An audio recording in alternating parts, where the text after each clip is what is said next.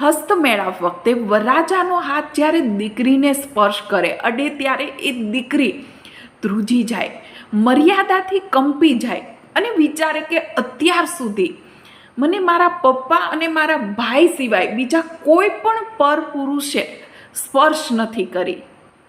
આજે મર્યાદા અને ચરિત્રની ધ્રુજારી હોય છે.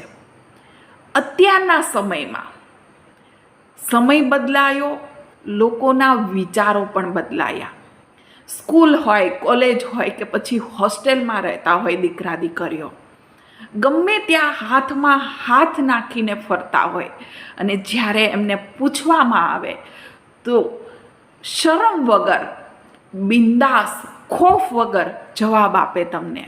દીકરો હોય તો કહે કે મારી ગર્લફ્રેન્ડ છે અને દીકરી હોય તો તરત જવાબ આપે કે મારો બોયફ્રેન્ડ છે. તો મર્યાદા